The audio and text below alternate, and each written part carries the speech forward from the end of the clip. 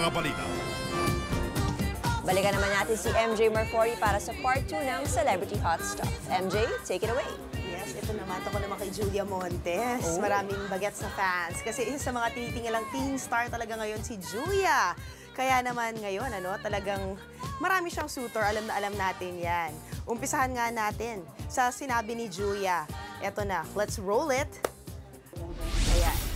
Sa panayam ng News 5 kay Julia, totoo raw na maraming boys ang nagpaparamdam sa kanya. Isa na nga rito ang nakatandem niya na si Coco Martin. Pero nagulat na lang din daw ang dalagang aktres na hindi na raw kasi nagpaparamdam ngayon si Coco. Di raw niya ito binasted. Marahil busy lang daw si Coco sa kanyang mga showbiz commitments ngayon.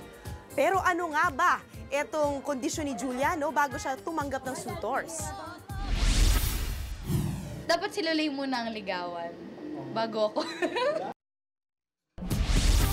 Samantala, ready na ang pambato natin si Ariela Arida para lumahok sa Miss Universe 2013. Pero hindi lang siya ang Pilipinang sasabak sa naturang beauty pageant. Sa Canada, idineklarang pambato ang Canadian-born Pinay na si Riza Santos. First runner-up lang dapat siya pero dahil nagkamali raw ng computation ng mga judges ng Miss Canada, siya na ang itinanghal na winner. Ang ikatlo naman na half Pinay na kandidata ay taga-Gabon, Central Africa, si Jennifer Ondo Mochita, na isa ring half Pinay.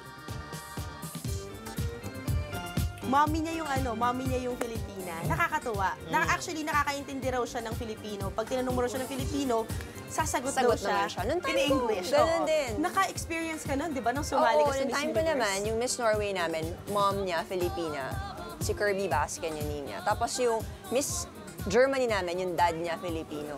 Wow! So hindi na pala ito yung unang pagkakataon na maraming Pilipina ang sumasabak sa Miss Universe Maganda kaya naman sabay-sabay. Filipina.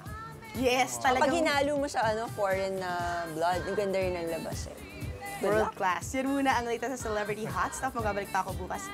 Parang si MJ, di ba? Oo Spanish nga. tsaka Pinay. Oo. Pero wala naman tatalo, syempre sa pure Pinay. Pagpambato. Ariela Arida, all the way. Oo nga. The Arida Walk.